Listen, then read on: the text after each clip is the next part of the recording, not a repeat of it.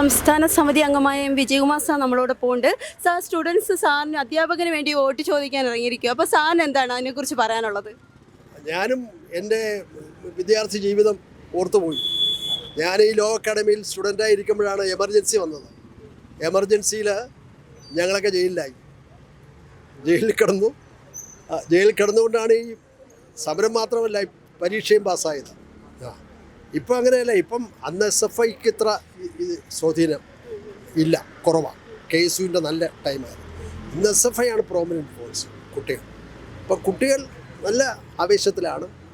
കാരണം പുതിയ തലമുറ ഇതിലേക്കാണ് വന്നുകൊണ്ടിരിക്കുന്നത്. എന്തൊക്കെയാണെങ്കിലും മറ്റെവിടെയും കാണാത്ത ഒരു അനുകൂല സാഹചര്യമുണ്ട് സ്റ്റുഡൻസിൻ്റെയും SFIയുടെയും. അതേപോലെ തന്നെ ഒരു LDFന് അനുകൂലമായ ഒരു ട്രെൻഡ് തന്നെ ഡെവലപ്പ് ചെയ്തിട്ടുണ്ട്. ലോക്കൽ ബോഡി ഇലക്ഷൻ എന്ന് പറഞ്ഞാൽ തന്നെ LDF ആണ്. മറ്റ് ഇലക്ഷനിൽ വ്യത്യസ്തമാണല്ലോ ലോക്കൽ ബോഡി. ഇപ്പോൾ അതിനനുകൂലമായ ഒരു ട്രെൻഡ് തന്നെ. മത്സരിക്കുന്ന സ്ഥാനാർത്ഥികൾ ഒന്നിനൊന്ന് മെച്ചം. ഇപ്പോൾ ഇവിടെ മത്സരിക്കുന്ന അംശു, അയാളൊരു യൂത്താണ്, പിന്നെ സ്റ്റുഡൻ്റാണ്, എല്ലാമാണല്ലോ. പഴയ ഇതിൻ്റെ ലീഡറാണ് അംശു ഇവിടെ മത്സരിക്കുന്നുണ്ട്. അപ്പുറത്താണെങ്കിൽ ശ്യാമ, അതും യൂത്താണ്. SFIയും DYFയും അതിൻ്റെ ലീഡറാണ്.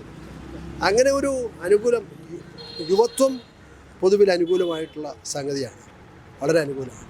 പണ്ടൊക്കെ എല്ലാവരും ഒരു ഏജ്ഡ് ആയിട്ടുള്ള ആൾക്കാരെയാണ് സ്ഥാനാർത്ഥിയായിട്ട് നിർത്തിയിരിക്കുന്നത്. ഇപ്പോൾ യൂത്താണ് മുന്നോട്ട് വരുന്നത്. അപ്പോൾ അതിൻ്റെ പ്രധാന കാരണം എന്താ സാറിന് തോന്നുന്നത്? ഇപ്പോൾ വന്നിട്ടുള്ളൊരു ചേഞ്ച്. പണ്ട് പരിചയവും അനുഭവവും ഒക്കെ ഉള്ള ആളുകളെ, അല്ലെങ്കിൽ കുറേ സാക്രിഫൈസ് ചെയ്ത ആളുകളെ, അവർക്കായിരുന്നു മുൻതൂക്കം. ഇപ്പോൾ അത് മാത്രമല്ല, യൂത്ത്, യങ് ജനറേഷനാണ് ഇപ്പോൾ കൂടുതലായിട്ട് വന്നിട്ടുള്ളത്. അവർക്കാണ് ഇതിൽ കൂടുതൽ കോൺട്രിബ്യൂട്ട് ചെയ്യാൻ കഴിയുന്നത്. അത് ഇപ്പോൾ പ്രൂവ് ചെയ്തുകൊണ്ടിരിക്കുകയാണ്. ഈ തെരഞ്ഞെടുപ്പിലെ റിസൾട്ട് യൂത്തിൻ്റെ വിജയം ആയിരിക്കും. LDFിൻ്റെ വിജയം യൂത്തിൻ്റെ വിജയമായിരിക്കും. അതിന് സംശയമില്ല. വളർന്നു വരുന്ന കുട്ടികളെന്നുള്ള രീതിയിൽ ഇവരോട് എന്താ സാറിന് പറയാനുള്ളത്? ഇവരാണ് ഇനി ഭാവി.